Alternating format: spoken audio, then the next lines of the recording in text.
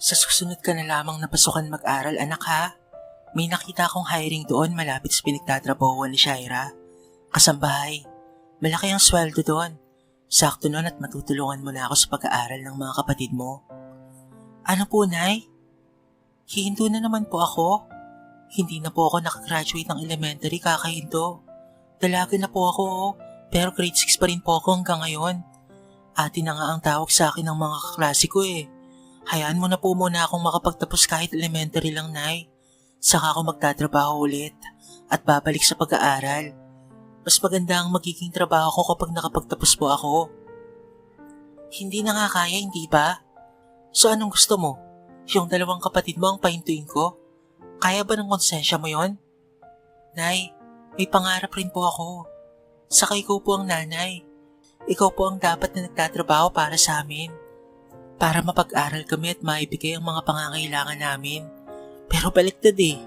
Mula nang namatay si tatay, ako na ang naging kapalit niya. Ako ang kailangang magtrabaho para mabuhay tayo. Nagdagdag ka pa ng palamunin sa bahay na to. Malakas na sampal naman ang natamo ni Hailey mula sa kanyang ina. Halos mamanhid na ang kalahati ng kanyang muka. Dahil doon ay mabilis na nagbagsakan ng mga luha niya at hindi niya napigilan ng mapahagulgol ng iyak. Nakatingin lamang sa kanyang dalawa pa niyang mga kapatid na parehong lalaki. Huwag mo akong dramahan, Hailey ah. At wag na wag mong idadamay ang Tito Henry mo dito. Baka nakakalimutan mo, nung siya ang may trabaho, siya ang tumutulong sa mga gastusin dito sa bahay.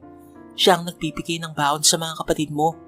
Kung ayaw mong magtrabaho at makatulong sa mga kapatid mo, bukas ang pinto, lumayas ka. Sa totoo lang, ay matagal nang gustong lumayas na Hailey sa poder ng kanyang ina. Ngunit hindi niya magawa dahil iniisip niya ang kanyang mga kapatid. Alam kasi niyang magiging kawawa ang mga ito sa kagaya niya. Kahit labag sa kalooban niya ang humintong muli sa pag-aaral, ay wala siyang magagawa. Tatanggapin niya ang trabahong sinasabi ni Rosie. Mangangatulong siya upang mapag-aral ang mga kapatid niya. Kinabukasan nga, ay sinamahan siya nito papunta sa mansyon at sinabing siya ang mag-a-apply bilang kasambahay.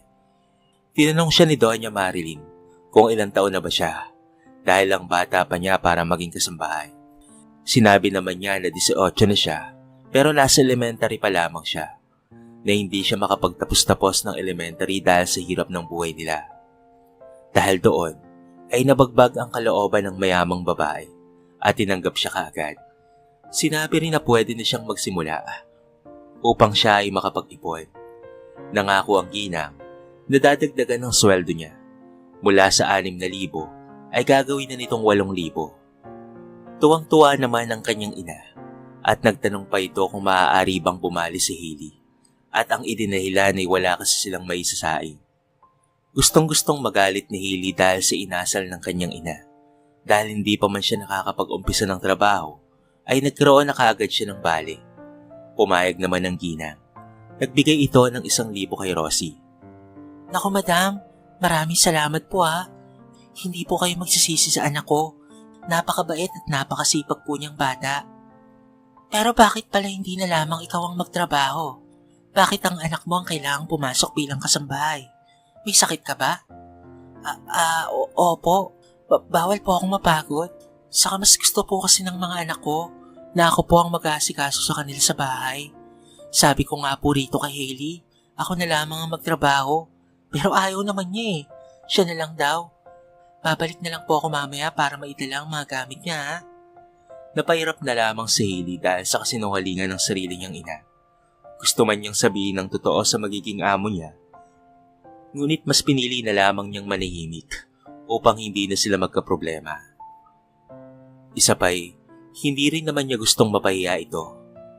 Nang makaalis na nga ang kanyang ina, ay nakahinga na siya ng maluwag, ngunit nagulat siya nang bigla siyang hawakan sa braso ni Doña Marilyn. Nagsasabi ba ng totoo ang nanay mo, Iha? Kasi parang hindi eh. Kitang-kita ko sa mga mata mo ang lungkot mo. Ikaw ba talaga ang gustong magtrabaho o pinilit ka lang niya? Hindi malaman ni Hailey kung sasabihin ba niya ang totoo o pagtatakpan na lamang ang kanyang magulang. Sinabi naman nito na huwag siyang matakot magsalita dahil hindi malalaman ng nanay niya. Lagi po akong pinapahinto ni nanay sa pag-aaral para magtrabaho. Kung saan-saan po niya ako ipinapasok. Naranasan ko rin po magtrabaho sa karinderya. Tapos siya lang rin po ang kumukuha ng sweldo ko.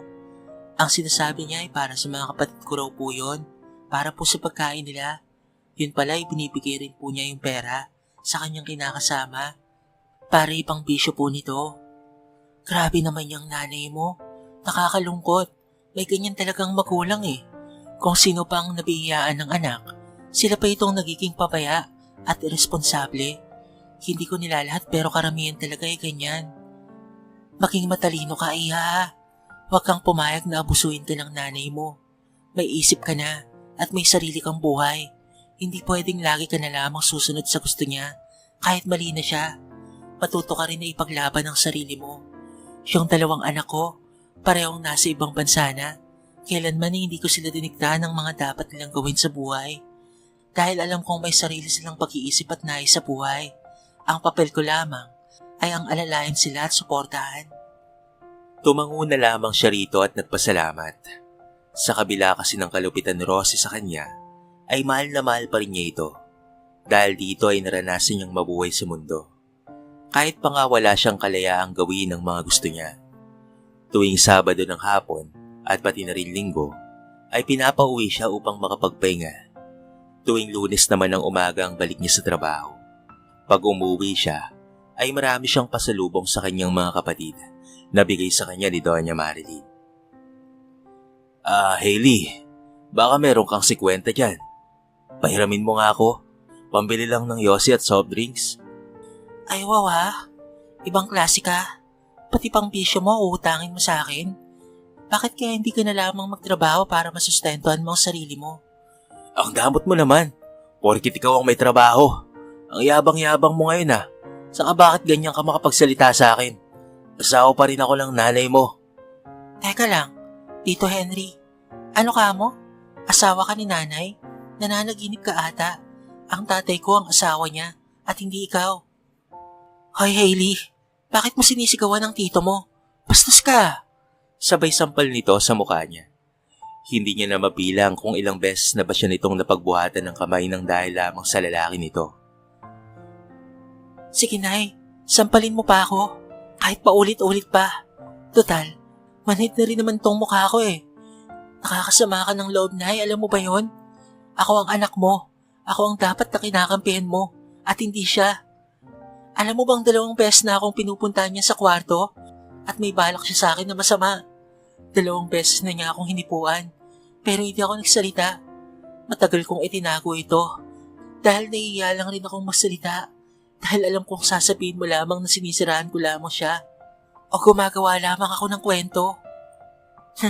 At talagang nag-level up na talaga yung paninira mo sa tito mo ha. Alam mong hindi yan magagawa ni Henry. Dahil parang tunay na anak na ang turing niya sa inyo. Gusto mo talaga siyang umalis dito. Kaya gusto mo siyang saraan sa akin. Hindi ka ba nahihiya, Hailey? Hindi ka ba nahihiya sa mga sinasabi mo? Ayan, Nay. Kaya ayaw kong sabihin eh. Kaya ayaw kong magsumbong sa'yo. Dahil alam kong yan lang ang sasabihin mo sa akin. Na ako ang lalabas na naninira. At ako ang lalabas na masama. Mas concerned ka pa sa kanya kaysa sa sarili mong anak. Sigaw niya habang patuloy na bumabagsak ang kanyang mga luha. Kaagad niyang dinakma ang kanyang bag at babalik na lamang siyang muli sa trabaho. Doon kasi ay mas payapa ang isip niya at maayos ang trato sa kanya ni Marilyn. Hindi rin naman niya gusto na mapagtasa ng boses ang kanyang magulang. Ngunit labis na ito at hindi niya na kayang pagtiisan pa. Rinig niyang sumisigaw si Rosie at pinapabalik siya. Ngunit hindi niya na ito nilingon pa. Sobrang sama ng loob niya rito. Nangako rin siya sa kanyang sarili na hindi na siya babalik pa sa kanila. Nagtaka naman si Marilyn kung bakit ang bilis niyang bumalik. Kaya hindi niya na naitago pa ang katotohanan. Sinabi niya ang lahat-lahat rito. Abay maling-mali ang nanay mo, Hailey. Imbis na doon siya magalit si stepfather mo, sa'yo pa talaga siya nagalit? Anong klase siyang ina? Saka hindi mo dapat hinahayaan na manyakin ka ng lalaking yon. Nag-report ka dapat dahil naininihasa na siya. Naunahan po kasi ako ng takot at iha. Mabuti nga lang po at sihita lamang at hindi natutuloy ang balak niya kasi sinasabi ko na ipapapulis ko siya. Gusto mo bang sampahan natin siya ng kaso? Kagad namang umiling si Hailey at sinabing hayaan na lamang. Ayaw rin niyang kumalat pa iyon sa ibang tao at tanging hiling na lamang niya ay ang katahimikan. Ang magkaroon ng pera upang matustusan ang kanyang mga kapatid. Nang makabalik na nga sa pag-aaral ang mga kapatid niya, ay pinupuntahan na lamang niya ito sa eskwelahan upang bigyan ng pera. Ngunit nalaman rin niya sa mga kapatid niya na kinukuha ni Rosie ang pera ng mga ito kapag nakikitang may pera sila. Dahil doon, ay mas lalong lumalim ang sama ng loob ni Hailey para sa kanilang ina. Sinabi na lamang niya na galingan ng mga kapatid niya sa pagtatago ng pera upang hindi na ito makuha pa sa kanila. Kung minsan ay pagkain naman ang dala niya para sa mga ito, palihim rin niyang inilalabas ang mga kapatid. Inililibre niya sa Jollibee o kung hindi naman kaya ay sa McDo. Pinaparanas niya sa mga ito ang hindi niya naranasan mula sa kanilang ina. Labis naman ang pasasalamat ni Jinro at pati na rin ni Jiro dahil sa pagiging mabuting ate niya. Habang pabalik nga siya sa mansyon, ay nakita niyang nagwawala sa labas ng gate si Rosie. Ipinagtatabuyan ito ng gwardiya maging ni Marilyn. Patakbo siyang lumapit doon at nang makita siya ni Rosie, ay maigpit siya nitong hinawakan sa braso. Hindi mo ako pwedeng pagmalakihan, Hailey. Ang laki ng hirap at sakripisyo ko sa'yo simula bata ka pa. Tapos ito lang ang igaganti mo sa akin? Ang pagdamutan ako? Wala kang kwenta. Naririnig mo ba ang sinasabi mo, Nay? Hindi po ba't responsibilidad mo naman talagang alagaan ako? Lalo na ang pag-aralin at mahalin dahil anak mo ko. Umiiyak niyang sambit. Nakatingin lamang sa kanila ang gwardiya maging si Marilyn. Napakabobo mo talaga. Hindi kita anak. Nanginig ang kalamnan ni Hailey nang marinig ang salitang iyon. Mas lalong umagos ang mga luha niya sa kanyang mukha. Napailing-iling na lamang siya habang pinupunasan ng sariling mga luha. Hindi totoo yan, Nay. Hindi. Sinasabi mo lang yan kasi galit ka sa akin. Tama ako, hindi ba? Parang awa mo na, Nay. Pawiin mo yung sinabi mo. Pakiusap. Sasabi ko ng totoo. Anak ka lang ng tatay mo sa nobya niya.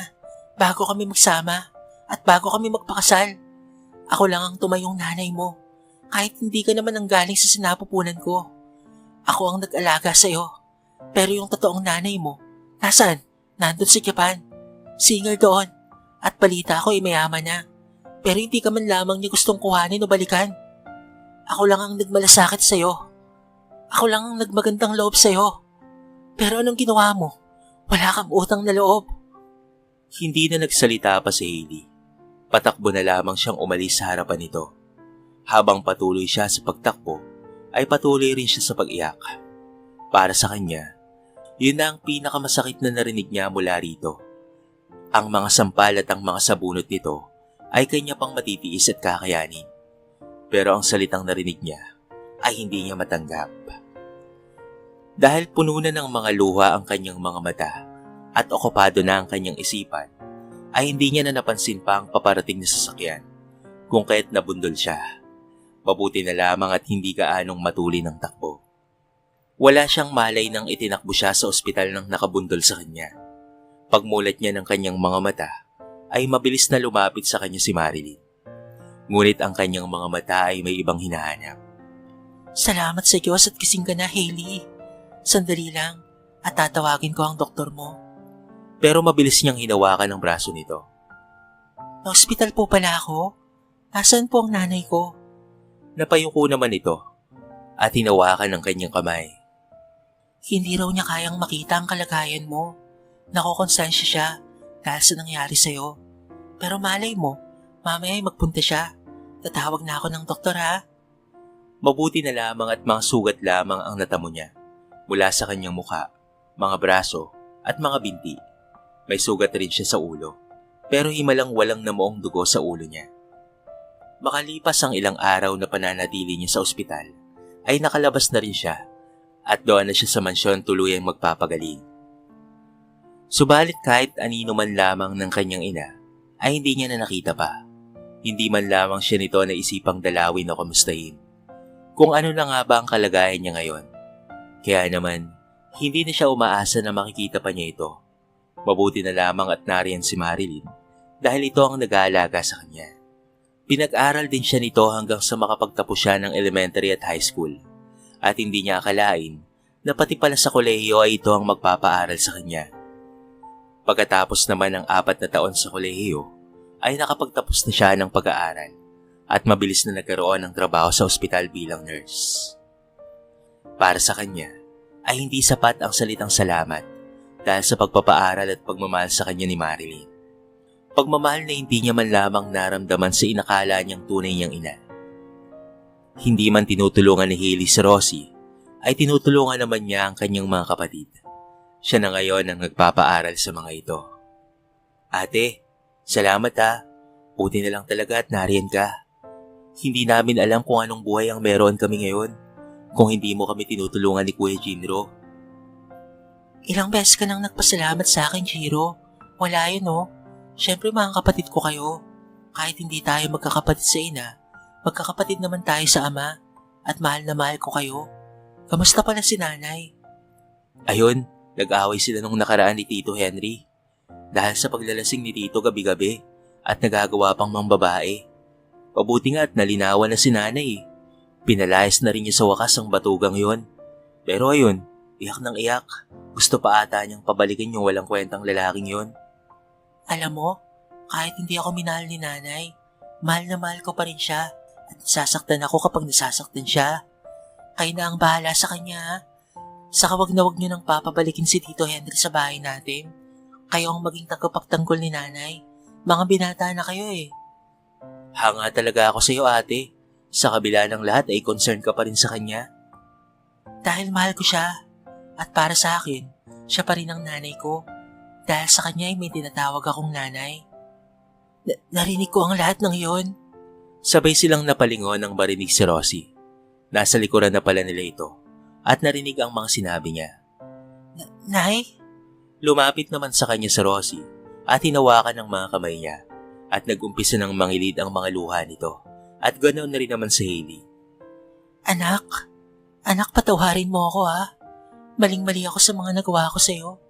Kahit sinasaktan kita noon, hindi ka kailanman nagtanim ng galit sa akin at pagmamahal pa rin ang ginaganti mo sa akin. Sobra akong nakonsensya anak, pero mahal na mahal kita eh. Ayoko lang na ibigay ang buong buo dahil alam kong hindi ka talaga galing sa akin. Natatakot kasi ako na mapamahal ako sa'yo ng sobra tapos iiwan mo lang rin ako dahil hindi naman talaga ako ang totoong nanay mo. Napakasarap naman pong pakinggan, Nay. Ito po yung matagal ko nang hinihintay na marinig mula sa inyo. Hindi na nga siya nag-aksaya ng oras at maigpit na niyang niyakap ito. Pareho ring luwaan ang kanilang mga mata. Humingi rin ng tawad si Rosie dahil nung mga panahong nasa ospital siya ay hindi man lamang ito nagpunta roon. Ayon dito ay nakukonsensya ito dahil sa sinapit niya at walang mukhang may harap sa kanya. Pero isinamo naman siya nito sa Diyos na sana ay mabilis siyang gumaling. Maraming salamat, Nay. Kalimutan na po sana natin ang mga nangyari noon at magsimula tayong muli, yung puno ng pagmamahalan at sinusuportahan ng bawat isa. Gusto ko rin yan, anak. Kaya sana kapag may free time ka, umuwi ka naman sa bahay. Ipagluluto kita ng paborito mong tinolang manok. Ay, salamat po, Nay. Gusto ko po yan.